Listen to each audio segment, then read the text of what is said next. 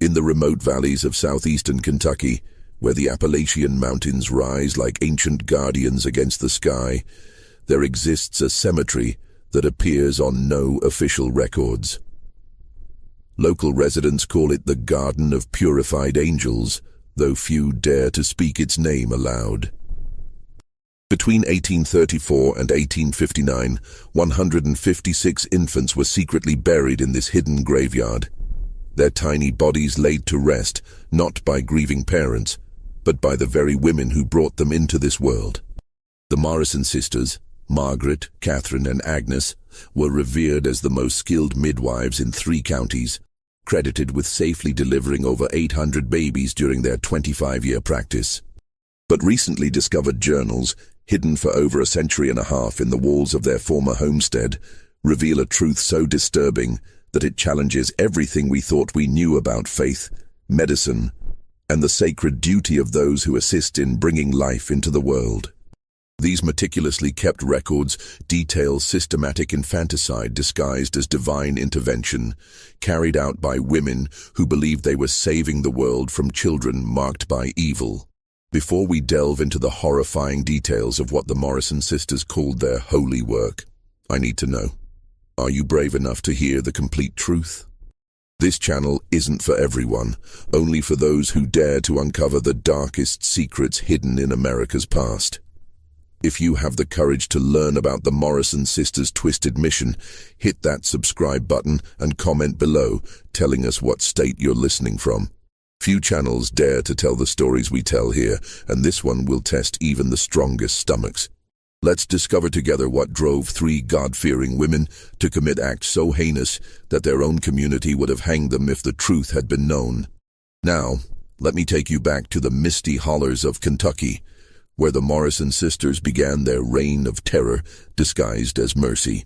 The year 1834 marked a turning point in the isolated mountain communities of Harlan County, Kentucky. This was a land where Baptist and Methodist congregations flourished among families who had carved their existence from unforgiving wilderness, where the nearest doctor lived 3 days' ride away, and where the arrival of a skilled midwife could mean the difference between life and death for both mother and child. The Morrison sisters had established themselves as indispensable figures in this harsh landscape. Their reputation built on years of successful deliveries and their unwavering devotion to their Baptist faith. Margaret Morrison, the eldest at 42, possessed hands that seemed blessed by divine providence.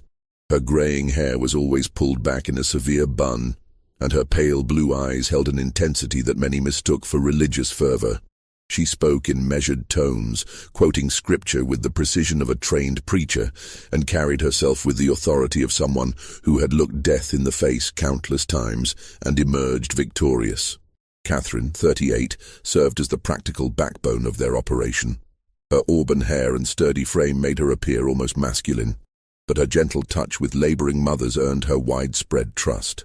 Agnes, the youngest at 35, possessed an ethereal beauty that seemed almost otherworldly. Her dark hair and large, expressive eyes gave her an appearance that many described as angelic, though her soft voice carried an unsettling undercurrent that few could define. The sisters lived in a modest 2-story cabin perched on a ridge overlooking the Cumberland River, its weathered logs bearing witness to countless mountain storms. Their home served as both residence and medical facility, with the lower floor converted into a birthing room complete with specially crafted beds, surgical instruments ordered from Louisville, and an extensive collection of herbs and remedies that they cultivated in their carefully tended garden. The upper floor housed their personal quarters and what they called their prayer room, a space dedicated to their increasingly fanatical interpretation of Baptist doctrine. The Appalachian communities they served were predominantly Baptist, with scattered Methodist congregations and the occasional Presbyterian family who had ventured into the mountains seeking religious freedom. These were deeply devout people who saw God's hand in every aspect of their lives, from the success of their crops to the safe arrival of their children. The Morrison sisters understood this religious landscape intimately, weaving their services seamlessly into the spiritual fabric of their patients' lives. They would lead prayers during difficult labors, quote scripture to comfort anxious fathers, and offer what appeared to be profound spiritual guidance to families facing the uncertainties of childbirth. Their practice extended across 3 counties, serving families scattered throughout the Cumberland Gap region. Word of their skill had spread through the mountains like wildfire, carried by grateful mothers who credited the Morrison sisters with saving their lives and those of their babies. They charged modest fees, often accepting payment in the form of livestock, vegetables, or simple household goods, which endeared them to impoverished mountain families who might otherwise have faced childbirth without skilled assistance. The sisters' daily routine reflected their deep religious convictions. They rose before dawn for private prayer, spent their mornings tending to their medicinal garden, and devoted their afternoons to visiting expectant mothers or studying medical texts that Margaret had acquired from a retiring doctor in Lexington. Their evenings were reserved for what they called spiritual preparation, intense prayer sessions where they sought divine guidance for their calling.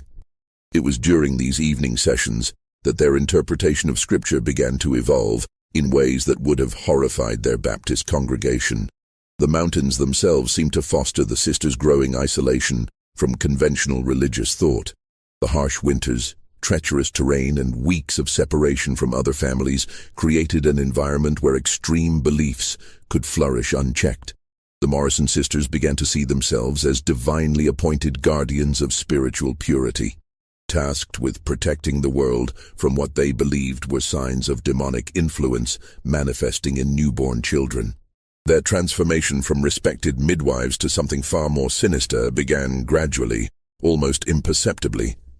It started with their interpretation of birthmarks, which they began to view not as natural variations, but as literal marks of the devil.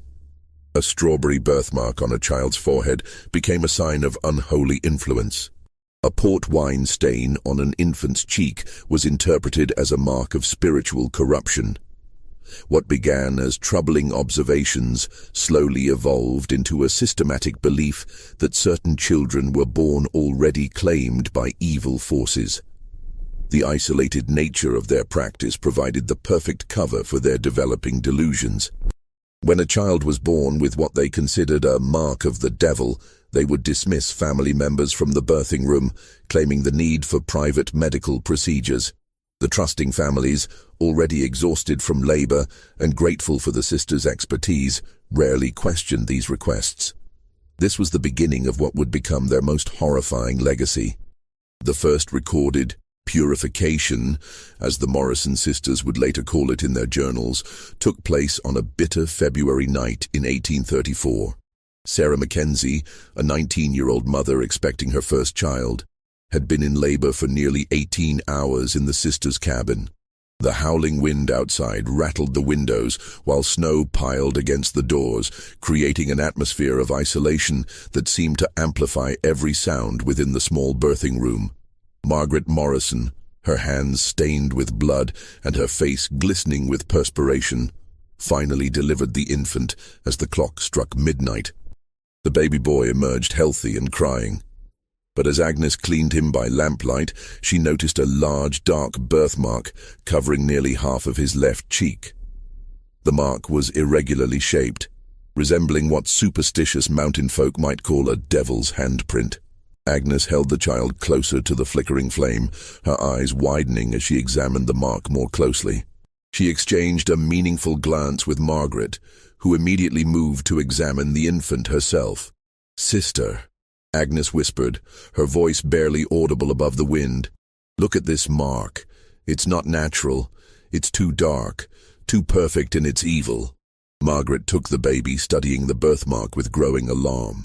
To her fevered imagination, the mark seemed to pulse with malevolent energy, and she began to see patterns within its borders that suggested demonic symbols. Sarah Mackenzie, exhausted and delirious from her prolonged labor, called out weakly for her child. "Is my baby all right? Why isn't he crying anymore?" The sisters had instinctively moved to the far corner of the room, speaking in hushed tones while the infant lay wrapped in a blanket, his cries gradually subsiding. Margaret's mind raced as she stared at the birthmark. Years of intense biblical study had filled her thoughts with images of spiritual warfare, and she began to interpret the mark not as a simple birthmark, but as evidence of demonic possession. She remembered passages from Revelation about the mark of the beast, and began to see parallels that terrified her. "Catherine," she called to her sister, who was tending to Sarah, "come here immediately. You need to see this." Catherine approached, wiping her hands on her apron, and gasped when she saw the birthmark. The three sisters huddled together, their faces illuminated by the dancing lamplight as they whispered about the spiritual implications of what they were seeing. In their increasingly fevered imagination, they began to believe that they were witnessing a literal manifestation of evil, that this innocent child had been marked by Satan himself. "We cannot allow this abomination to enter the world," Margaret declared, her voice filled with religious fervor. "God has placed this child in our hands for a reason. We must purify him before his corruption can spread." Agnes nodded solemnly, her angelic features twisted with misguided conviction. "It would be a mercy," she whispered, "to save him from a life of evil and save others from his influence." What happened next would haunt the Morrison sisters for the rest of their lives, though they would never admit it was wrong. Margaret, believing she was performing a divine service, placed her hands over the infant's nose and mouth. The baby struggled briefly before his movements ceased, his tiny body going limp in her arms. The sisters then turned to Sarah Mackenzie, who had mercifully lost consciousness from exhaustion and blood loss. When Sarah awakened hours later, Margaret approached her bedside with carefully practiced grief. "I'm so sorry, dear," she said, her voice heavy with false sorrow. "Your baby was born with complications. His spirit was called home to be with the Lord before he could suffer in this world. Sometimes God takes the pure ones early to spare them from earthly trials." Sarah's anguished cries echoed through the cabin as the sisters comforted her, speaking of God's mysterious ways and the blessing of knowing her child was safe in heaven. The infant was buried that same night in a small grave behind the Morrison cabin, the first of many that would eventually become their secret cemetery. The sisters marked the grave with a simple wooden cross and held a brief prayer service, convincing themselves that they had performed a sacred duty. They recorded the event in a journal that Margaret had begun keeping, writing in careful script. February 12th, 1834. Purified one marked by darkness. The Lord's work continues. As dawn broke over the mountains, the sisters began to craft their story. They told Sarah's husband, Thomas, that the baby had been born with severe internal defects that made survival impossible. They described fictional complications that sounded medically plausible to uneducated mountain folk, and they offered to handle the burial arrangements as a gesture of Christian charity. Thomas, grief-stricken and trusting, accepted their explanation and even thanked them for their kindness in sparing his wife the sight of their deformed child. The ease with which they had deceived the grieving parents both disturbed and emboldened the Morrison sisters. They began to see their deception as divinely inspired, a necessary component of their sacred mission. Over the following days, they refined their explanations and practiced their expressions of sympathy, preparing for future purifications that they now believed were inevitable. Word of the Mackenzie baby's death spread through the mountain communities, as such news always did, carried by neighbors and relatives who offered condolences and shared their own stories of infant mortality. The high rate of infant death in the mountains made the sisters' story entirely believable, and their reputation for skill and compassion actually increased as people praised their gentle handling of the tragedy. But the Morrison sisters had crossed a line from which there would be no return. They had tasted the intoxicating power of playing God, of making life and death decisions based on their twisted interpretation of divine will.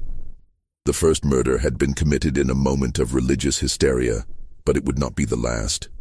In their private moments, they began to discuss the possibility that other children might be born with similar marks of evil. and they started to develop a systematic approach to identifying and eliminating what they saw as threats to spiritual purity. The transformation was complete. The Morrison sisters were no longer midwives guided by medical knowledge and Christian compassion. They had become something far more sinister, self-appointed agents of divine judgment, convinced that they alone possessed the wisdom to determine which children deserved to live and which should be purified before they could corrupt the world with their presence. The months following the Mackenzie tragedy marked a period of disturbing evolution for the Morrison sisters. What had begun as a single act of murderous delusion gradually transformed into a systematic theology of infanticide. They spent countless hours in their prayer room, poring over scripture and developing increasingly elaborate justifications for their actions. Margaret, as the eldest and most educated, became the primary architect of their twisted doctrine, while Catherine and Agnes served as eager disciples, validating and expanding upon her interpretations. Their study of biblical texts took on an obsessive quality. They focused particularly on passages dealing with spiritual purity, divine judgment, and the corruption of innocence. Margaret began to see connections between birthmarks, physical defects, and spiritual contamination that existed only in her fevered imagination. She compiled a detailed catalogue of what she called demonic markings, a comprehensive list of physical characteristics that she believed indicated infernal influence. According to their growing doctrine, strawberry birthmarks were signs of bloodthirsty nature, port wine stains indicated a propensity for violence, and any unusual coloring or texture of the skin suggested demonic touch. They extended their criteria to include physical defects such as cleft palates, extra fingers or toes, and any form of visible deformity. In their twisted logic, these conditions were not natural variations, but literal manifestations of evil that required immediate purification. The sisters' reputation in the mountain communities continued to grow, ironically enhanced by their careful management of subsequent tragedies. They had learned to present infant deaths as divine will, speaking eloquently about God's mysterious ways and the blessing of sparing imperfect children from earthly suffering. Their apparent expertise in handling such situations actually increased demand for their services, as families believed the Morrison sisters possessed special wisdom about life and death. Throughout 1834 and 1835, the sisters performed dozens of legitimate deliveries, caring for mothers and babies with genuine skill and compassion. But when infants were born with what they considered demonic markings, the routine became horrifyingly predictable. They would dismiss family members from the birthing room, claiming medical necessity, and then perform their purification ritual. The babies would be suffocated quickly and quietly, their struggles brief and unnoticed by exhausted mothers. The sisters developed an elaborate system for explaining these deaths to grieving families.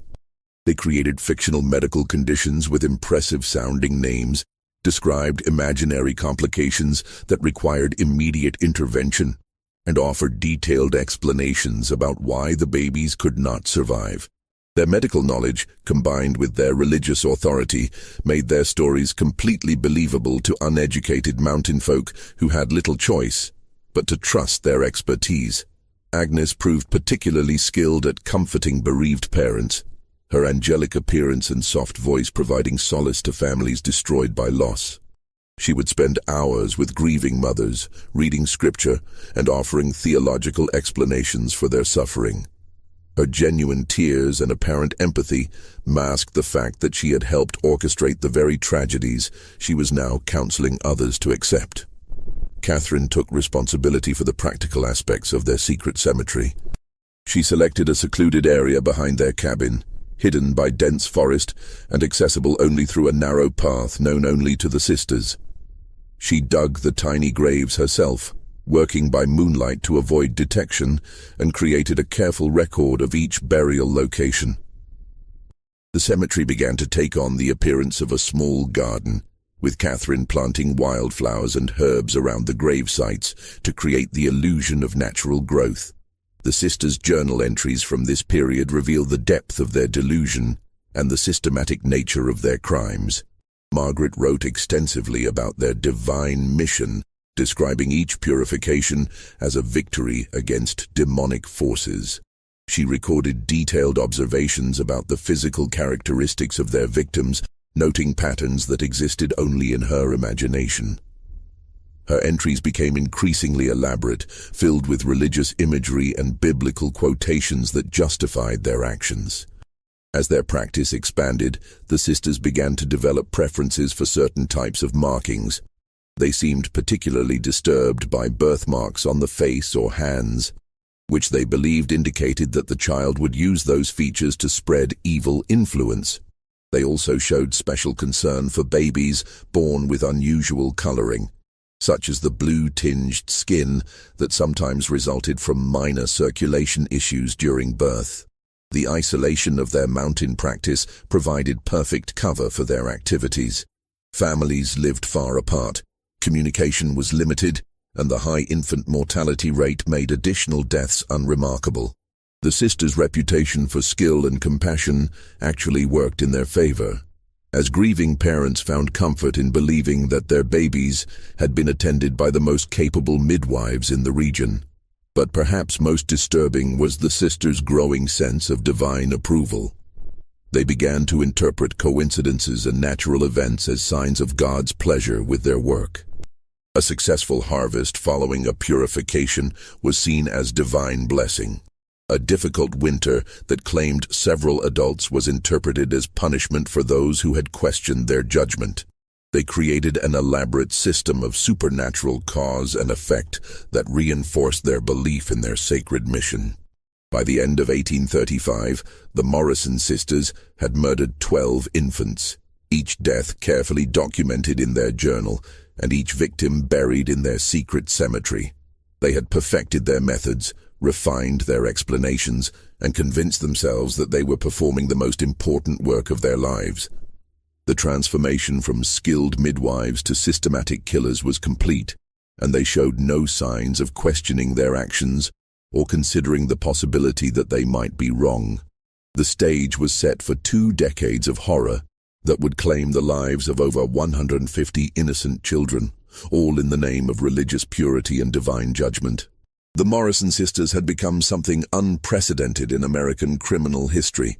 Female serial killers who used their medical expertise and religious authority to commit acts of unspeakable evil while maintaining the complete trust and respect of their community.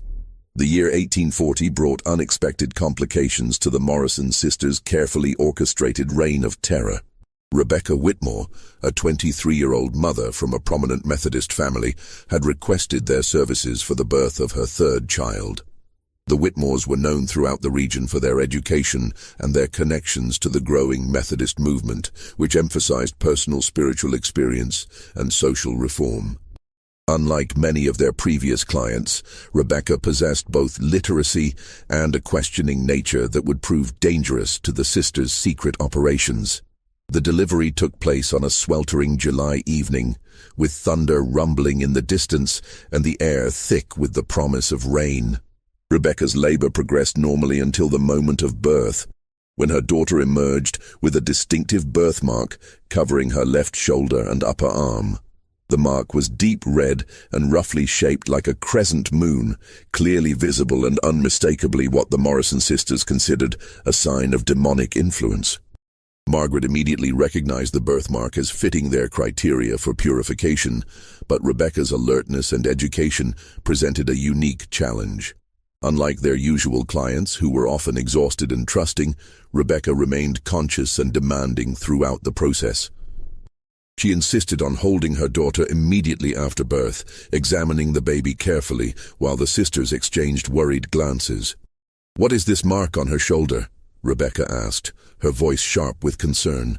"Is it something that will affect her health?" Margaret began to formulate one of their standard explanations about spiritual corruption, but Rebecca's medical knowledge, gained from her educated upbringing, allowed her to recognize the birthmark as a common and harmless condition. "This is simply a strawberry hemangioma," Rebecca declared, using medical terminology that surprised the sisters. "My cousin in Louisville had one very similar. It will fade as she grows older and poses no threat to her health."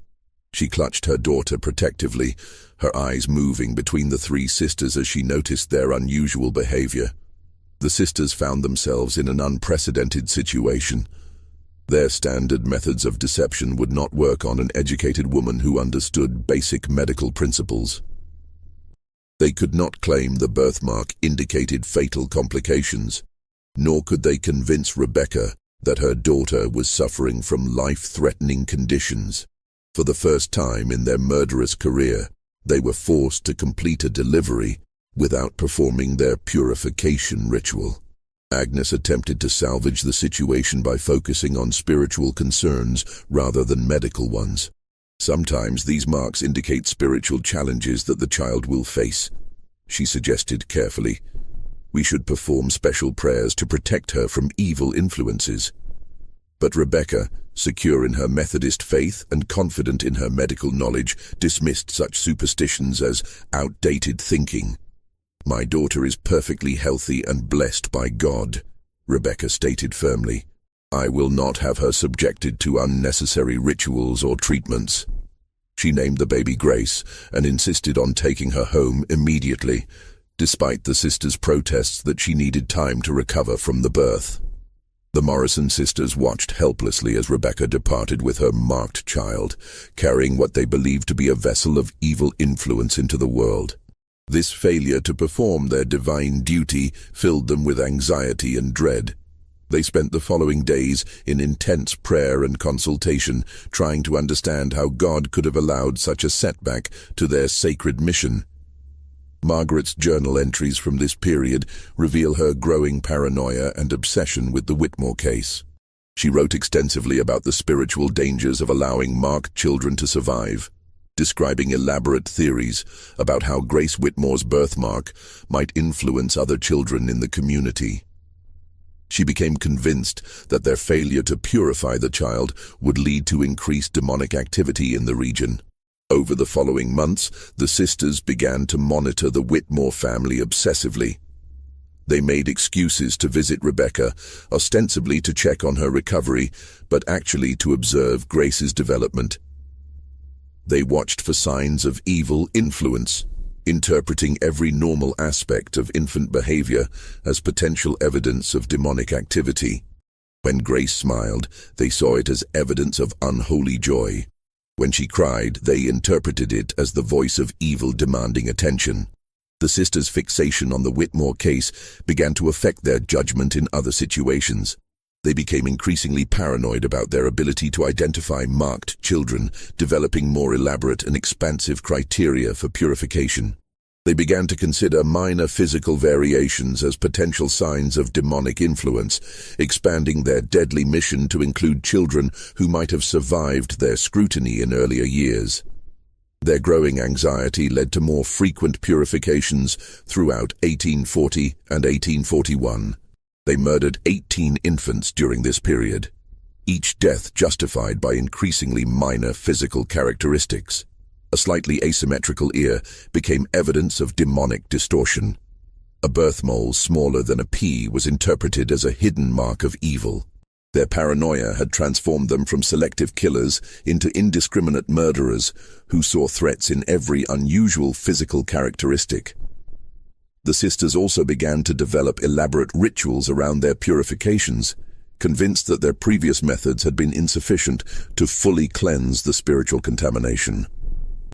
They created detailed ceremonies involving prayer, scripture reading, and what they called purification blessings that were performed over each victim before and after death. These rituals served to further distance them from the reality of their actions, transforming murder into religious ceremony.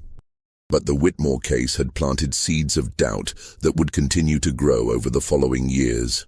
The sisters had been forced to confront the possibility that their divine mission might not be as clear-cut as they had believed. They began to question whether they were correctly interpreting God's will, whether their criteria for identifying marked children were comprehensive enough, and whether their methods of purification were sufficiently thorough. These doubts manifested in increasingly erratic behavior. The sisters began to contradict each other about specific cases, arguing about whether particular children qualified for purification. They developed complex systems for confirming their decisions, requiring unanimous agreement before proceeding with any purification. They also began to second-guess their past actions, wondering if they had made errors in judgment that might have spiritual consequences. The psychological strain of their secret activities, combined with the stress of the Whitmore case, began to take its toll on the sisters' mental health. Margaret developed severe insomnia and began to experience what she described as divine visions that provided guidance about their mission. Catherine became increasingly withdrawn, spending long hours in solitary prayer and showing signs of depression. Agnes began to display symptoms of religious hysteria, speaking in tongues during their prayer sessions and claiming to receive direct communications from angels. By 1842, the Morrison sisters had evolved from confident instruments of divine will into paranoid obsessive murderers who lived in constant fear of discovery and divine judgment. Their failure to purify Grace Whitmore had shattered their sense of infallibility and forced them to confront the possibility that their mission might be flawed. But rather than abandoning their deadly activities, they doubled down on their commitment to purification, convinced that their previous failures had been the result of insufficient dedication rather than fundamentally flawed beliefs. The stage was set for the most intensive period of their murderous career as they attempted to compensate for their perceived failures through increased vigilance and more frequent purifications. The Morrison sisters had become trapped in a cycle of religious delusion and murderous compulsion that would drive them to commit their most heinous acts in the years to come. The winter of 1847 marked a turning point in the Morrison sisters' deadly career that would nearly expose their horrific secret. Mary Catherine Sullivan, a 16-year-old Irish immigrant, had arrived in the mountains with her husband Patrick, seeking refuge from the potato famine that had devastated their homeland. The young couple had established themselves in a small cabin near the Cumberland River, and Mary Catherine was expecting their first child during the brutal February cold snap that had trapped most families in their homes for weeks. The birth took place during a blizzard that howled through the mountains like a banshee, with snow piling so deep that the sisters had to use snowshoes to reach the Sullivan cabin. The isolation was complete. No neighbors could venture out in such conditions, and the nearest settlement was cut off by impassable drifts. It was the perfect setting for what the sisters believed would be another routine purification. Mary Catherine's labor was difficult and prolonged, lasting nearly 24 hours while the storm raged outside. The sisters worked by candlelight, their faces illuminated by flickering flames that cast dancing shadows on the cabin walls. When the baby finally emerged, Agnes immediately noticed the distinctive birthmark that covered the infant's right cheek and extended down his neck. The mark was dark and irregularly shaped, resembling what superstitious minds might interpret as a clawed hand. But Mary Catherine Sullivan was not like their previous victims' mothers. Despite her youth and exhaustion, she possessed an Irish spirit that refused to be easily deceived. When Margaret began to move the baby away from her, claiming the need for medical examination, Mary Catherine struggled to sit up and demanded to see her child. "Give me my baby," she insisted, her voice carrying the authority of maternal instinct. "I want to hold him now." The sisters exchanged meaningful glances, recognizing the telltale signs of a mother who would not be easily separated from her child. But they had committed themselves to their deadly mission, and the birthmark was too prominent to ignore. Agnes attempted to distract Mary Catherine while Margaret prepared for the purification ritual. "You need to rest, dear," Agnes said softly, her angelic features arranged in an expression of false concern. "Let us clean him properly, and then you can hold him." But Mary Catherine's maternal instincts were fully aroused, and she could sense something wrong in the sisters' behavior. "There's something you're not telling me," Mary Catherine declared, her Irish accent becoming more pronounced with emotion. "What's wrong with my baby? Why won't you let me see him?" She attempted to rise from the bed, but Catherine gently restrained her, speaking in soothing tones about the need for maternal rest after difficult labor. The sisters found themselves in an impossible situation. They could not perform their purification ritual with Mary Catherine awake and alert, but they also could not allow the marked child to survive. Margaret made a decision that would haunt them for years to come. She decided to proceed with the purification despite the mother's presence, believing that they could convince her afterward that the baby had died from natural causes. What happened next would be seared into Mary Catherine's memory for the rest of her life. As Margaret held the infant and began to place her hands over his nose and mouth, Mary Catherine caught a glimpse of the action in the reflection of a mirror on the cabin wall. She saw Margaret's deliberate movements, saw the way the baby struggled briefly before going still, and realized with horror that she was witnessing the murder of her own child. "Sweet Jesus, what are you doing?" Mary Catherine screamed, her voice carrying a note of terror that seemed to penetrate the walls of the cabin. She lunged forward with superhuman strength, breaking free from Catherine's restraining hands and reaching for her baby. But it was too late. The infant was already dead, his tiny body limp in Margaret's arms. The sisters had never been confronted with a witness to their actions, and they found themselves unprepared for Mary Catherine's reaction. She fought like a wildcat, clawing and scratching at Margaret while screaming accusations in both English and Gaelic. The sisters were forced to physically restrain her, holding her down while Margaret began the familiar litany of explanations about complications and divine will. But Mary Catherine was not convinced. She had seen enough to know that her baby had been murdered, and she began to threaten the sisters with exposure. "You killed my baby!" she shrieked, her voice carrying across the snow-covered landscape. "You're murderers! Devils!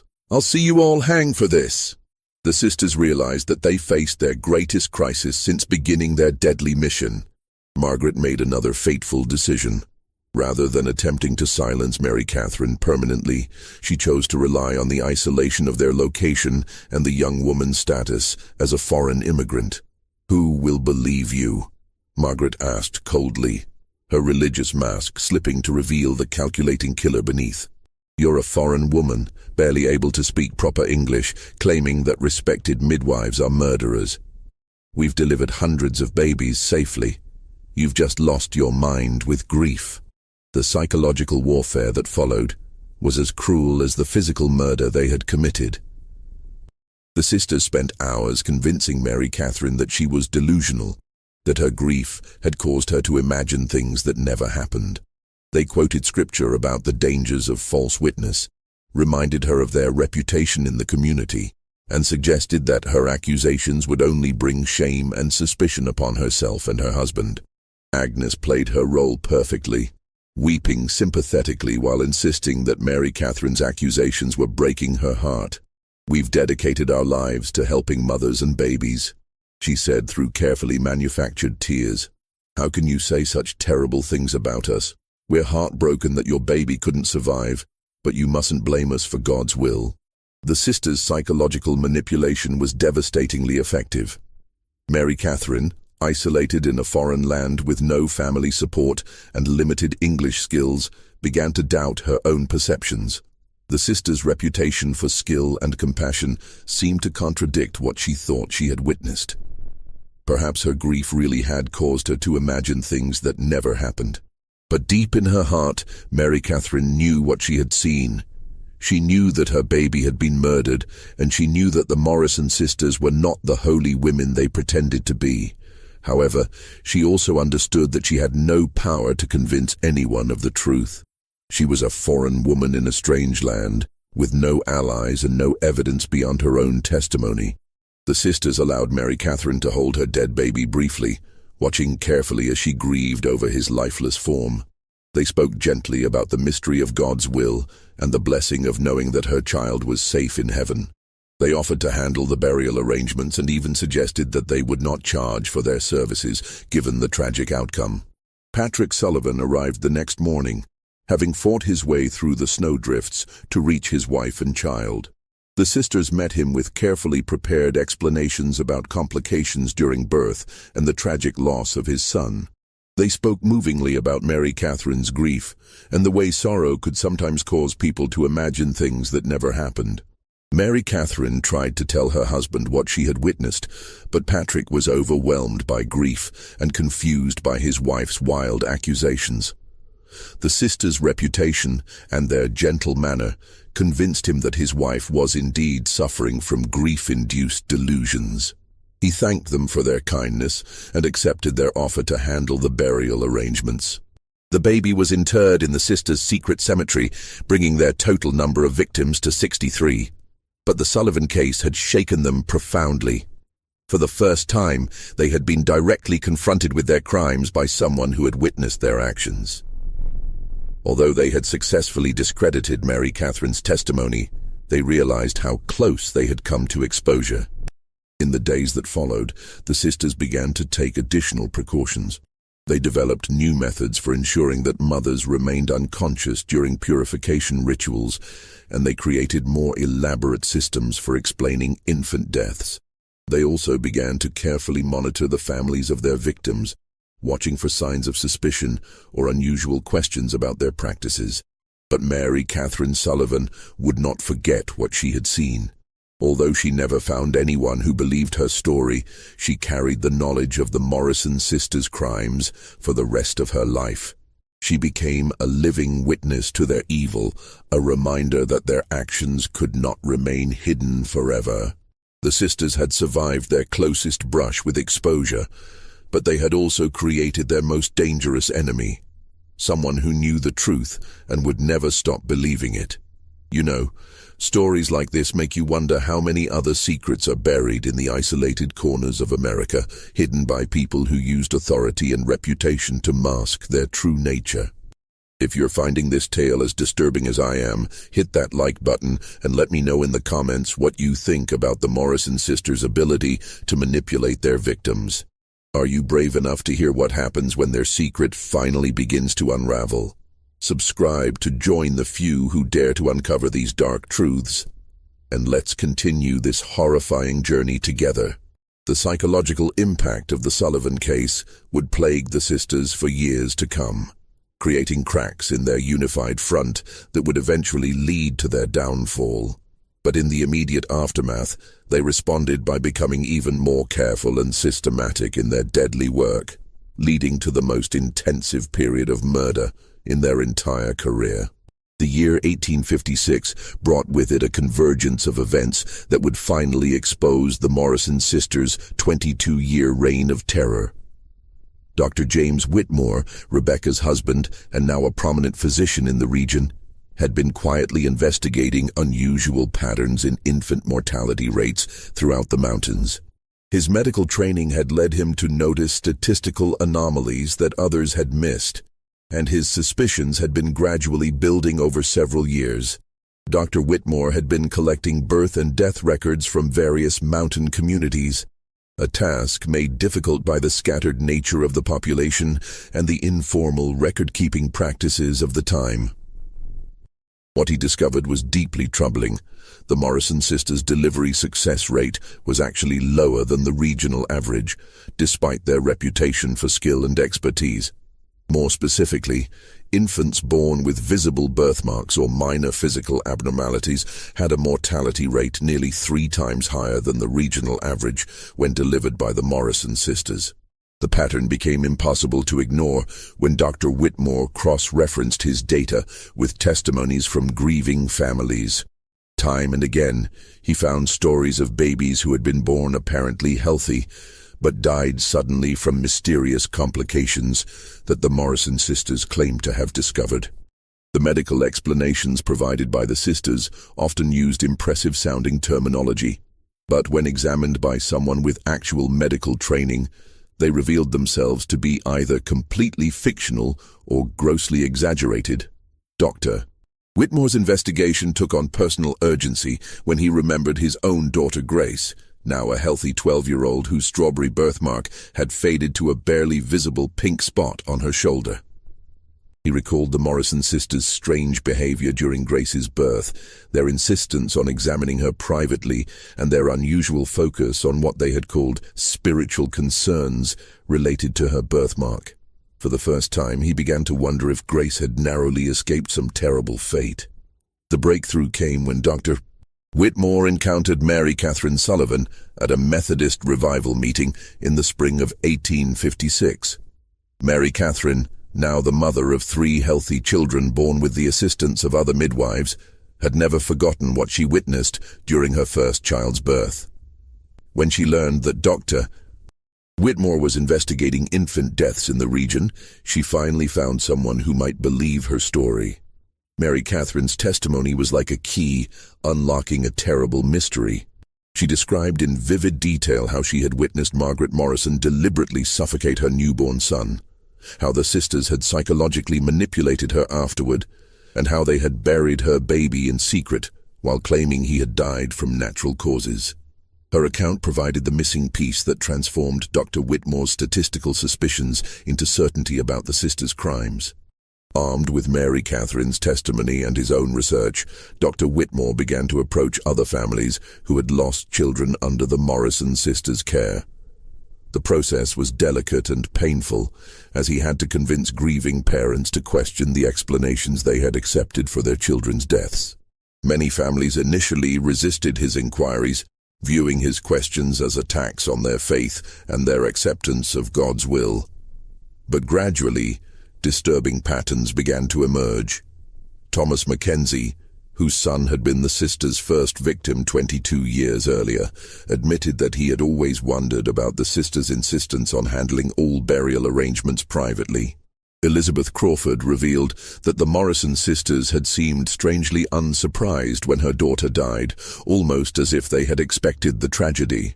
Jacob Morrison, no relation to the sisters, mentioned that his wife had reported strange behavior from the midwives during their son's birth, including whispered conversations and unexplained delays in allowing her to hold the baby.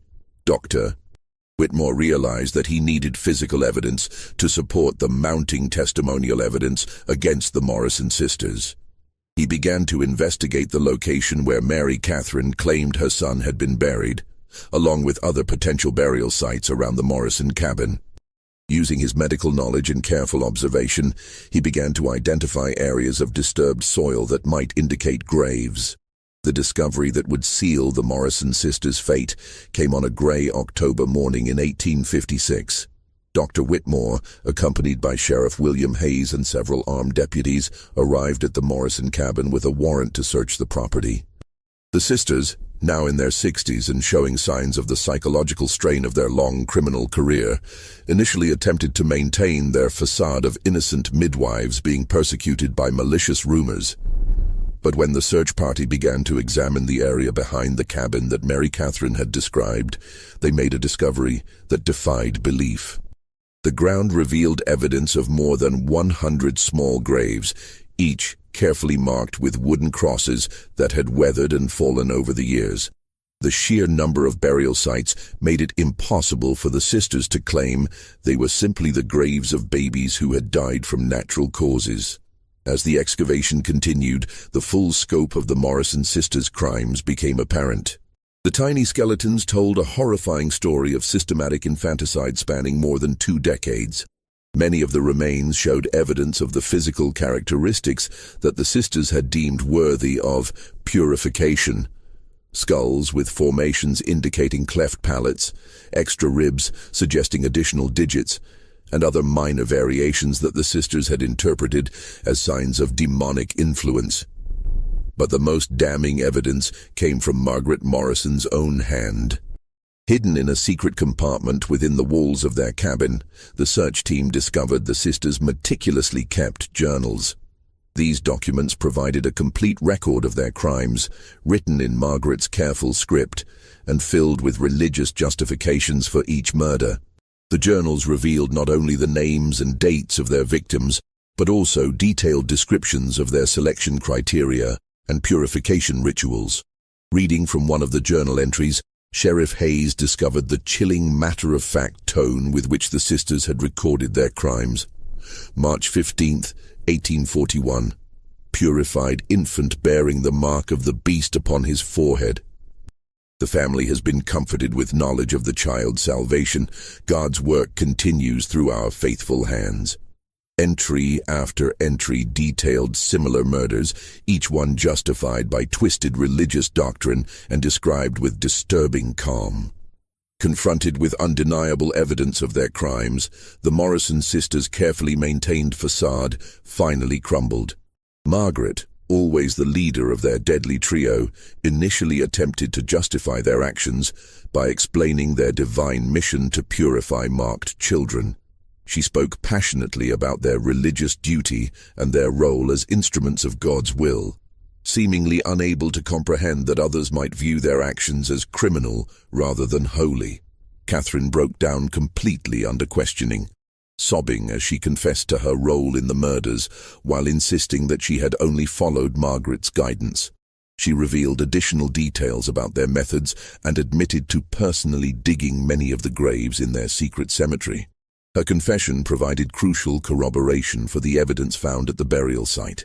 Agnes, the youngest sister whose angelic appearance had fooled so many grieving families, displayed the most disturbing reaction to their exposure. She showed no remorse for their actions and continued to insist that they had performed sacred work. She spoke calmly about the children they had saved from lives of evil influence and expressed confusion about why their divine mission was being questioned. The interrogation revealed additional horrifying details about the sisters' crimes. They had developed elaborate rituals around their murders, including prayers and ceremonial elements that they believed enhanced the spiritual effectiveness of their purifications. They had also created detailed criteria for identifying children worthy of death, criteria that had expanded over the years to include increasingly minor physical variations. As news of the sisters' arrest spread throughout the mountain communities, the reaction was one of shock, horror, and disbelief. Families who had trusted the Morrison sisters with their most precious moments began to question every interaction they had experienced with the murderous midwives. Parents who had lost children under the sisters' care were forced to confront the possibility that their babies had been murdered rather than claimed by natural causes. The psychological impact on the affected families was devastating. Parents who had found comfort in believing their children had died from God's will now faced the knowledge that their babies had been brutally murdered by women they had trusted and respected. The grief that many had processed and accepted was suddenly raw and immediate again, complicated by feelings of guilt, anger, and betrayal.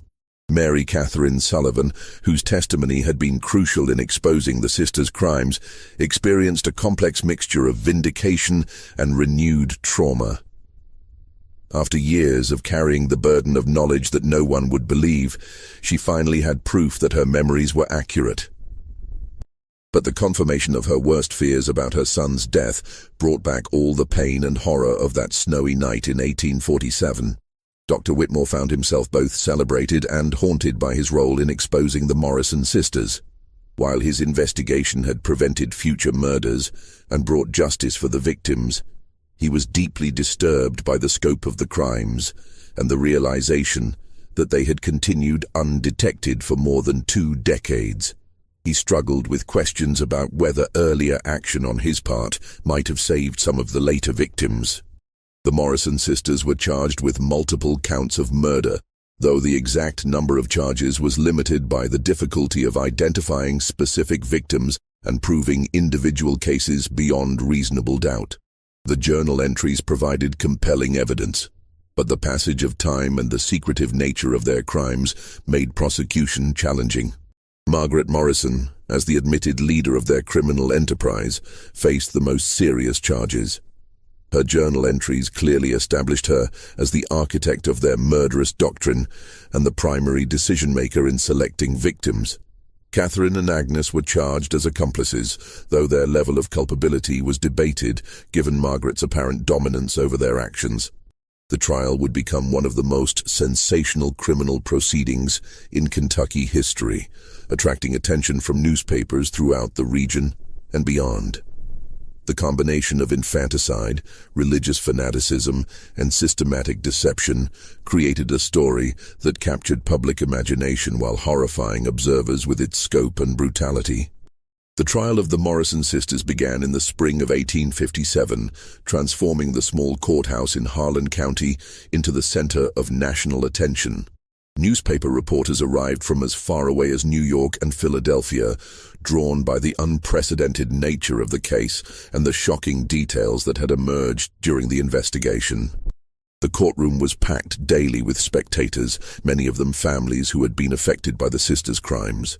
The prosecution, led by Commonwealth attorney Robert Sterling, presented a methodical case that relied heavily on the sisters' own journal entries and the testimony of Mary Catherine Sullivan. Sterling painted a picture of three women who had perverted their medical knowledge and religious authority to commit systematic murder over more than 2 decades. He read extensively from Margaret's journals, allowing the sisters' own words to condemn them in the eyes of the jury. Dr. Whitmore's testimony provided crucial scientific evidence about the patterns of infant mortality in the region and the statistical impossibility of the deaths being natural. His calm, professional demeanor and clear medical explanations helped the jury understand how the sisters had used their expertise to deceive grieving families and cover their crimes. Mary Catherine Sullivan's testimony was the emotional centerpiece of the prosecution's case. Her detailed account of witnessing her son's murder, delivered in her still noticeable Irish accent, brought many spectators to tears and provided the only direct eyewitness evidence of the sisters' methods.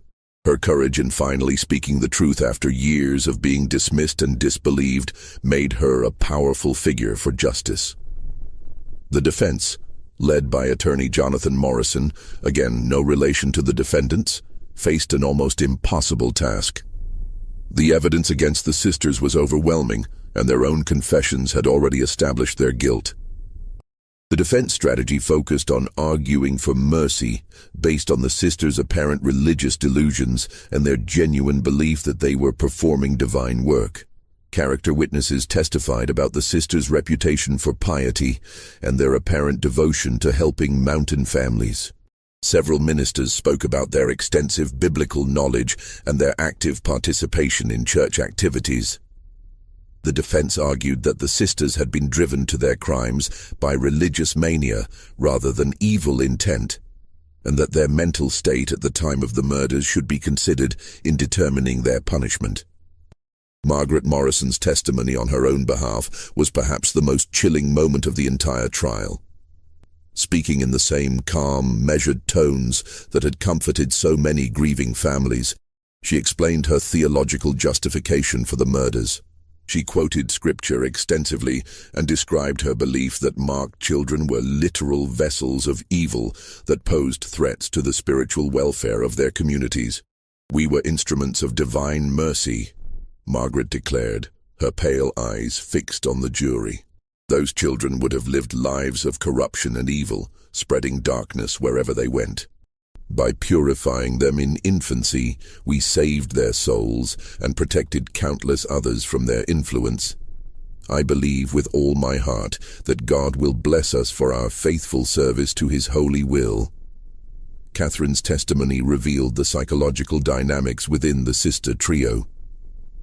She described how she had initially resisted Margaret's interpretation of their religious duty, but had gradually been convinced that their mission was divinely inspired.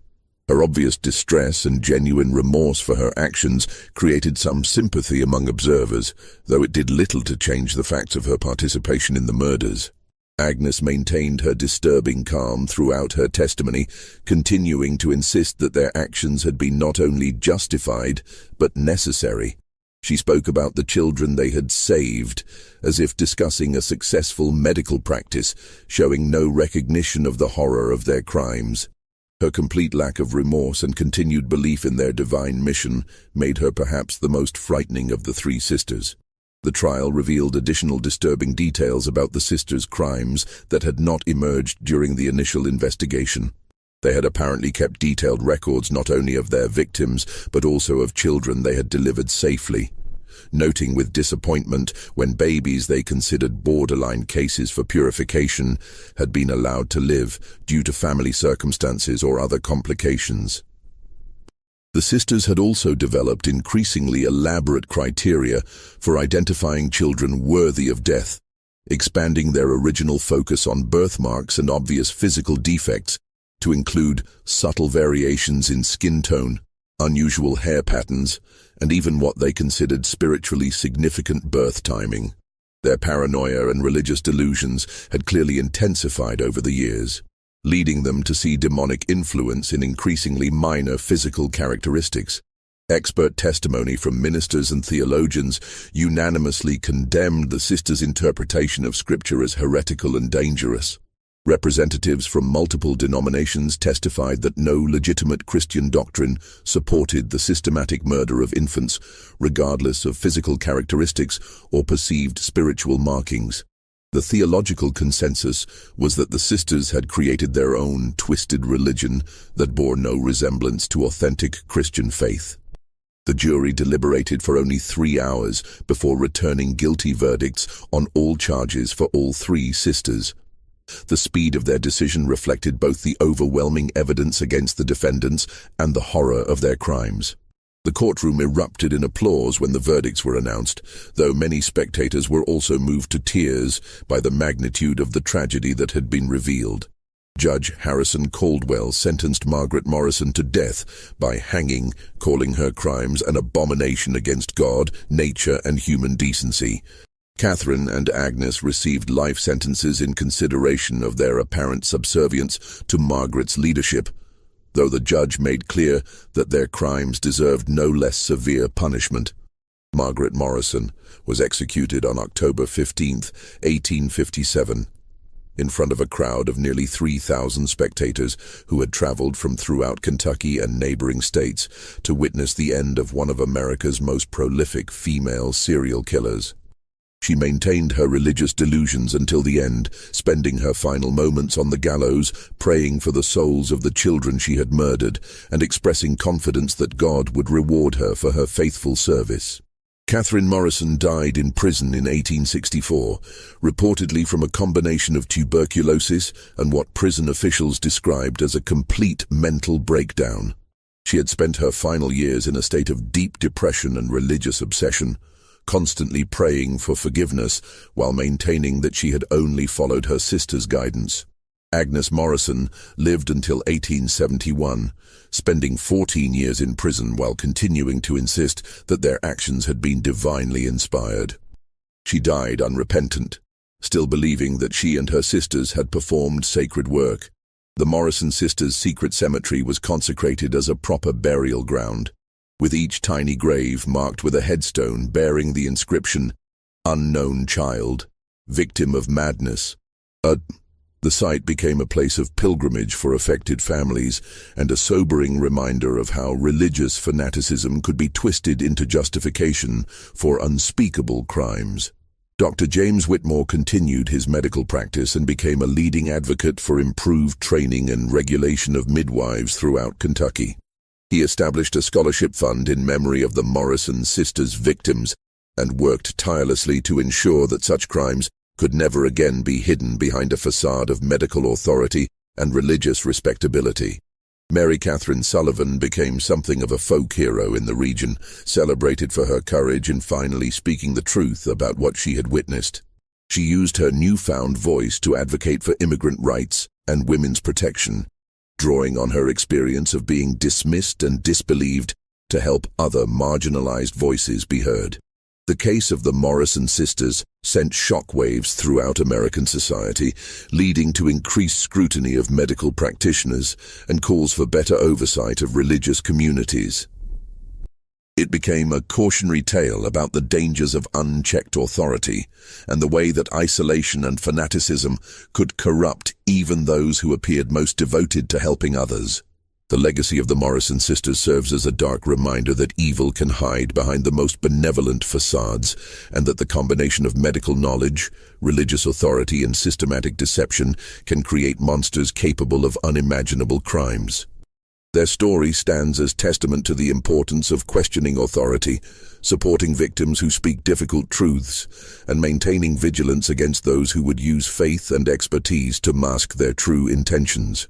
The 156 innocent children who died at the hands of the Morrison sisters were finally given the justice they deserved, though that justice came far too late to save their lives. Their memory serves as a reminder that every life has value, regardless of physical characteristics or perceived imperfections, and that no religious or medical authority justifies taking innocent life. This horrifying chapter in American history shows us how easily good intentions can be corrupted by fanaticism, how isolation can foster dangerous delusions, and how the trust placed in medical and religious authorities can be exploited by those with evil intent. The Morrison sisters believed they were saving souls, but they were nothing more than murderers who used faith as a mask for their crimes. What do you think about this case? Does it make you question how we place trust in authority figures?